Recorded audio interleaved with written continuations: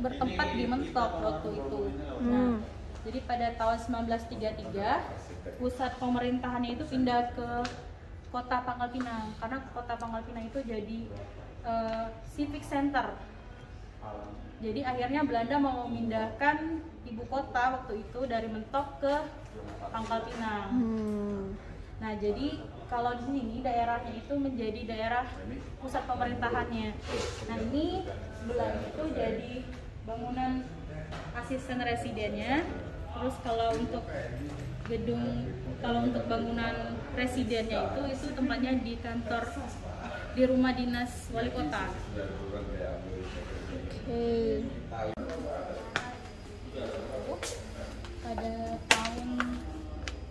Pada tahun 1756 itu pada 17 September. Nah, ini tuh dulu jadi bangunan asisten residen pada zaman pemerintahan Belanda. Iya, nah kalau ini tuh masih asli ininya, bentuk bangunannya, lantainya, dindingnya, terus seperti jendela dan ruangan-ruangannya itu masih asli. Jadi nggak ada yang dirubah sama sekali. Paling ini ada penambahan kayak dicat. Nah, dulu itu jadi Wisma Timah waktu itu pada setelah kemerdekaan itu dijadiin Wisma Timah 1. Jadi orang-orang yang dari luar kota, tepatnya itu kayak pekerja dari PT Timah itu, dia itu nginepnya di sini. Ini bisa dijalan tempat apa? Enggak ya? Kalian mau video dulu boleh? Nah, ini sekarang tuh jadi Clean Resto namanya.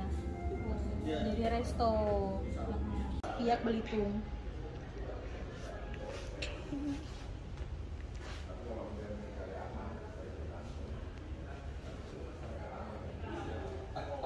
Timah dijadiinlah Wisma Timah atau Wisma 1.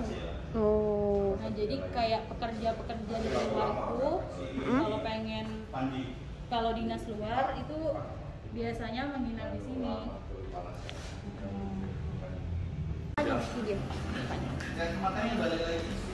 Ini sejarah bangunan yang ada di sebelah. Nah, jadi itu dulu jadi bangunan ex rumah dinas asisten residen pada masa pemerintahan Belanda. Iya.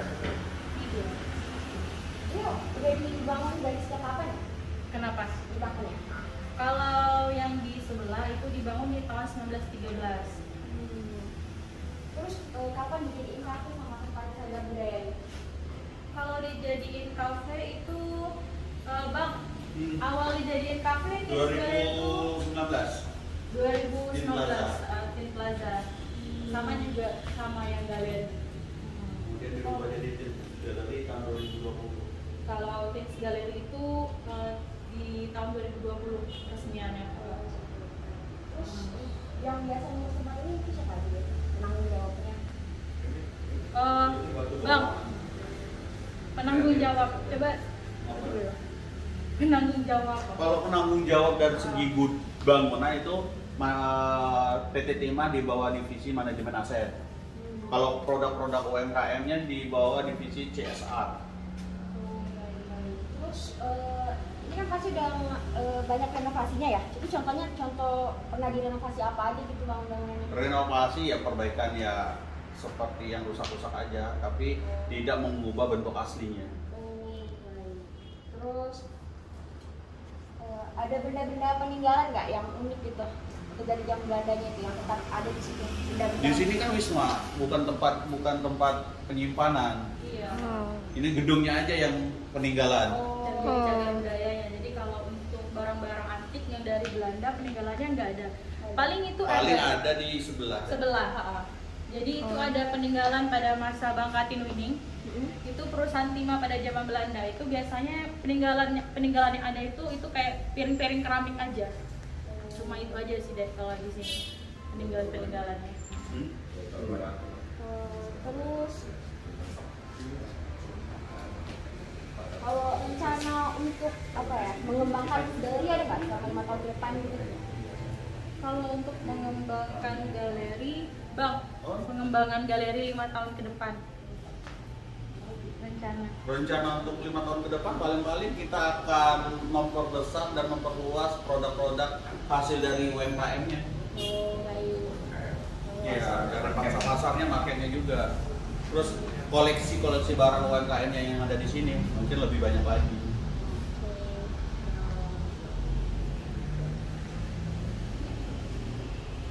Oh, mungkin itu aja sih yang bertanya. Oke, siap. Terima kasih.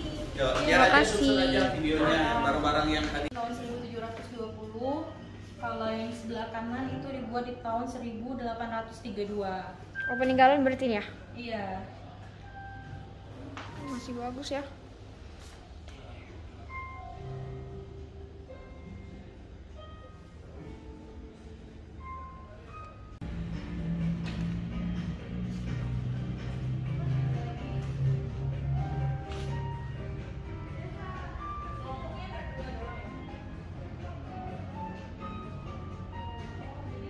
Kan ya. Nah, di Bangka kan kita jadi daerah kepulauan ya, banyak pantai. Nah, makanya barang-barangnya dipasarin di sini deh. Jadi sebenarnya di sini tuh UMKM-nya enggak. Ini kandungan timahnya 97%. Wih. Iya, 2%-nya tuh pakai tembaga, dan tembaga ini fungsinya untuk bisa mengerasin produknya. Mengerasin timahnya biar keras kayak gini. Nah, terus 1%-nya pakai antimon. Nah, antimon itu bahan kimia untuk mengkilatkan timahnya sendiri atau filter. Nih.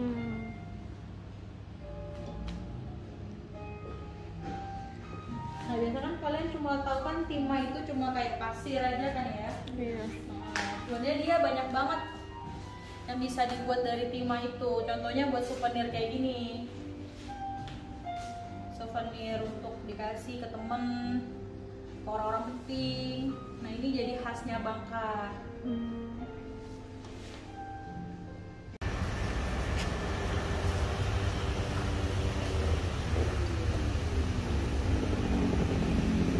Terutama PT Timah waktu itu Bapak Riza Pahleti Tabrani. Sama ada juga Bapak Wali Kota yang meresmikan, Bapak Maulana Akil Molen waktu itu. Pak Molen.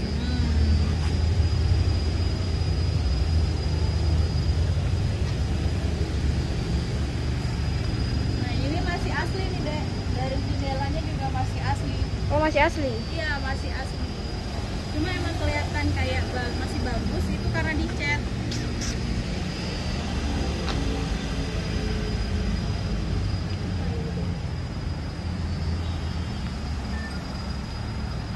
Tapi rata-rata bangunan Belanda bentuknya begitu. Kasih bangunannya. Ini bisa kalian tambahin juga nih kata-katanya. Itu lebih spesifik lagi, dapur dan bangunan untuk kamar pembantu, sopir terpisah. Ruang tamu ini ya? Iya. Nah, kan dulu kan sebelum jadi rumah asisten residen, jadi rumah ini pada tahun 1913 itu jadi rumah kepala distriknya Belanda. Iya. Jadi rumah ini tuh dibangun 1913.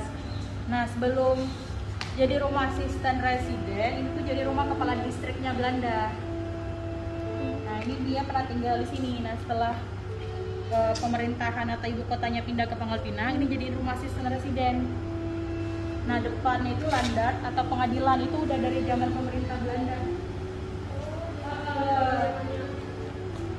Jadi ini kan emang kawasan ya, civic centernya pemerintah Belanda. Jadi kayak apa ya? Kayak kantor gubernur sekarang. Iya, contohnya gitu. Nah, ini landat. Ini jadi pengadilan pada zaman Belanda dulu di sini. Nah, terus kalau dari BBB3 itu sampai daerah gereja itu jadi kantor residennya Belanda. Nah, dulu kantor pos itu emang udah ada, itu jadi kantor telegraf pada masa pemerintahan Belanda. Nah, ini kan ada namanya tuh. Kalau ini kan jadi rumah asisten residen, itu ada namanya Woonquiste Pangkal Pinang, itu artinya rumah di Pangkal Pinang. Iya, itu artinya. Ini bisa kalian shoot. dijual biasanya. Jadi barang-barang sini itu dijual. Jadi biasa namanya kan galeri nih. Jadi biasanya kalau orang-orang datang ke sini bisa juga belanja, terus bisa mendengarkan sejarah dari narasumbernya kayak kakak, kayak gitu. Dan barang-barang yang ada di sini tuh dari UMKM Bangka. Bisa kalian tambahin mantan direktur utama. Kita ada pertanyaan nih. Pertanyaan yang mana? Ya, pertanyaan kenapa bangunannya dijadiin Oh, gara-gara itu yang mau kan? Pak Rizal.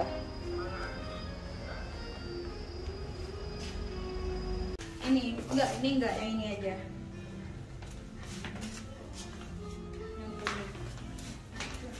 Yang ini. Kalau ini kantor dari kita. Oh. Ini bukan bangunan cagar budaya. Ini bisa kalian ambil loh. Nah, ini kan jual nih. Dulu jual itu bisa disebut market top. Jadi orang-orang yang menggunakan itu cuma bangsawan. Contohnya kayak bangsawan Belanda, sama orang-orang yang punya orang-orang yang ininya tinggi, kastanya tinggi lah. Nah biasanya mereka taruh di dinding nih. ini kayu mereka pakai itu kayu ini. Enggak, itu bukan. Motifnya itu kayak gini. Oh. Ini masih kayak kebaya gitu kalau zaman dulu.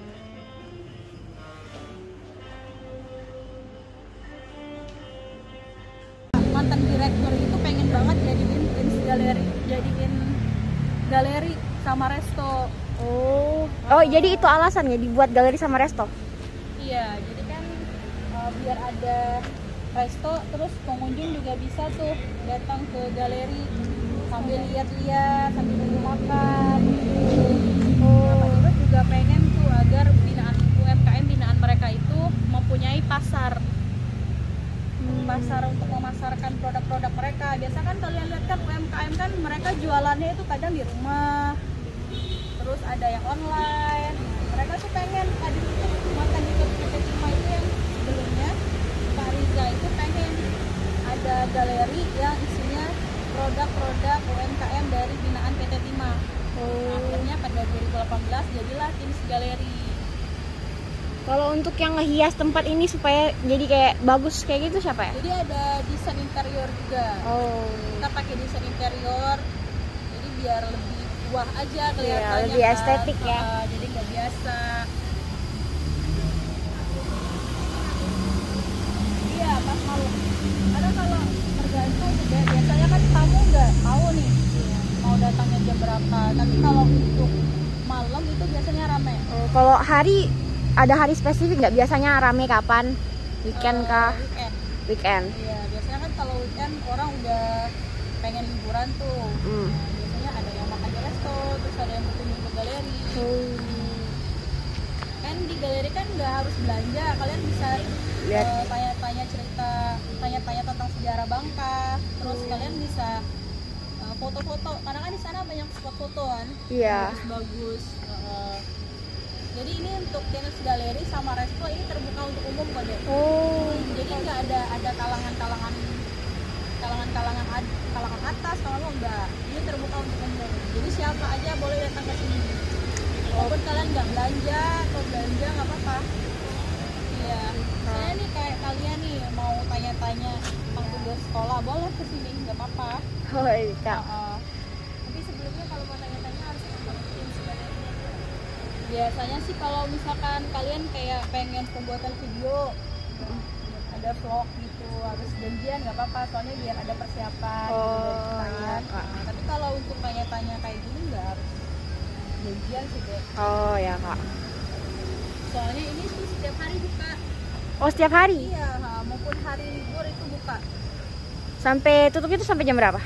Kita tuh buka dari jam 9 pagi sampai jam 9 malam. Oh.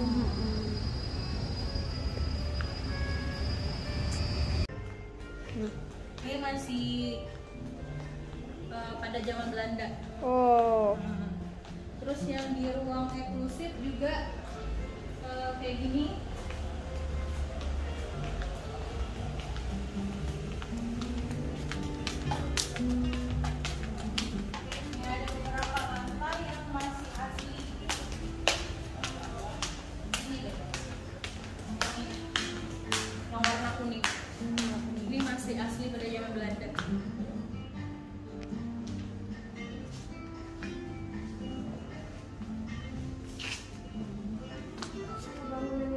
di Bangka, namanya Sepiak. Itu pelopor batik pertama di Bangka Belitung.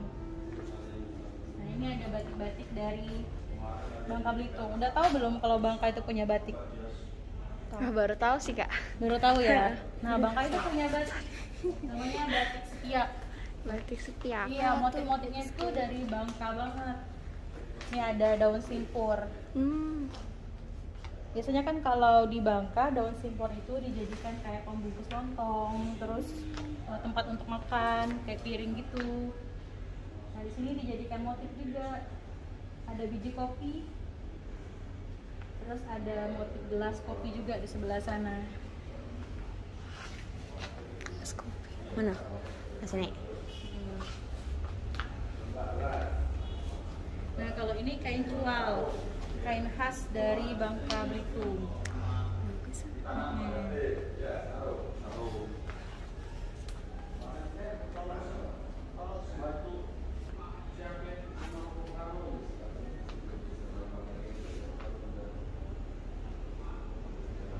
Orang darat sama orang laut. Jadi kalau untuk orang darat ini dia jadi salah satu pribumi Bangka yang hidupnya lebih banyak di darat. Nah biasanya si orang darat itu dia lebih banyak hidupnya itu dengan berladang. Nah ini orang laut atau orang Seka. Nah dia ini suku Bangka. Nah dia ini lebih banyak berada di pantai atau laut. Nah dan suku Seka itu memiliki pengetahuan tentang astronomi yang lebih banyak. Dan hebat banget mereka kalau tentang laut.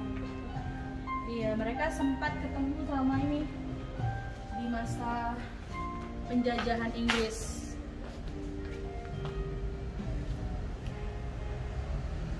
Jadi salah satu peneliti di Inggris namanya M. Harcourt, dia sempat meneliti semua Pulau Bangka nih. Jadi dia berlayar nih. Nah, ada di daerah di satu tempat itu dia terus ada sendok yang harganya 50.000. Ini pen holder 65.000. Kayak piring-piring gini 55.000.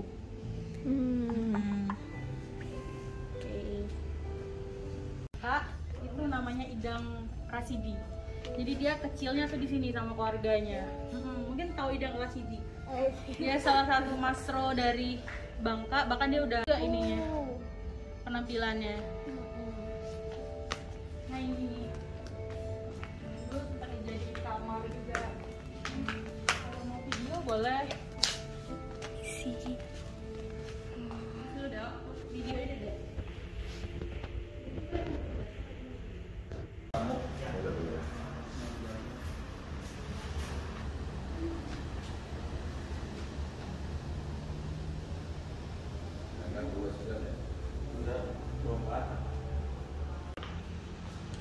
Jadi itu atas inisiasi dari mantan Direktur PT Timah, Bapak Riza Pahlavi Tabrani, pada tahun 2018 itu Teens Gallery ini tuh beroperasi.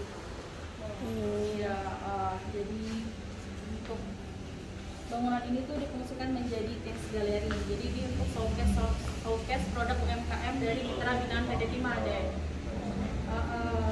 Jadi binaan PT Timah dipasarkan di sini barang-barangnya. Dipasarkan di sini barang-barangnya. Di sini ada snack-snack khas Bangka. Ini dibuat dari itu ya, masyarakat kecil gitu. Iya, masyarakat Bangka tapi dibina oleh PT Timah. Oh. Dan mereka juga bermitra sama PT Timah. Kak, kalau kalung itu gimana? Nah, kalung itu ini akar bahar deh. Ini dari kerajinan laut, namanya akar bahar. Nih. Nah, udah tahu belum akar bahar itu apa? Apaan tuh Kak? Nah, mau lihat itu di sana. Tuh, ini ada miniaturnya nih. Nah, ini namanya akar bahar nih deh. Jadi dia ini sebenarnya bentuknya itu kayak akar. Cuma sebenarnya ini tuh bukan akar, tapi dia itu hewan laut. Oh, hewan laut. Iya, dia hewan laut. Dia jadi salah satu hewan protozoa yang bisa membelah diri. Nah, jadi dia tuh biasanya nempel di koral-koral nih deh, di bawah laut. Ketika dia mati, dia akan melepaskan diri dari tempat dia menempel. Nah makanya dia bakal naik ke permukaan laut, terus biasanya tuh terjaring sama jaring nelayan. Nah, iya, biasanya nelayan itu menjual lagi ke pengrajinnya, dibuatlah kerajinan-kerajinan seperti ini. Ada gelang, terus ada cincin, ada tasci, bisa dibikin kerajinan-kerajinan kayak gini. Nah, ini bisa dijual. Berarti dengan adanya Cagar Budaya ini bisa mendukung perekonomian rakyat ya? Iya,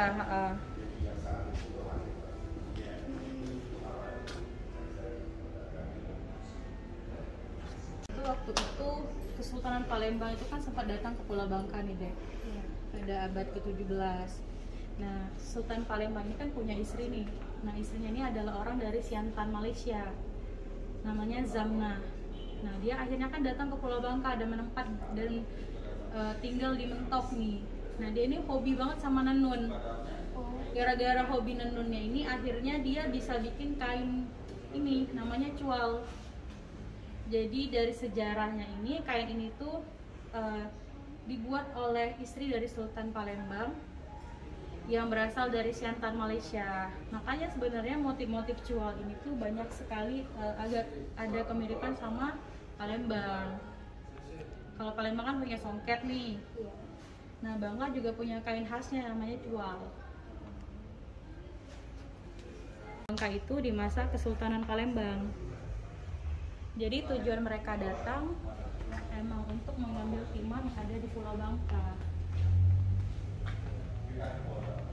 Nah, dulu tuh orang Cina tuh didatangkan dari Siantan, Malaysia.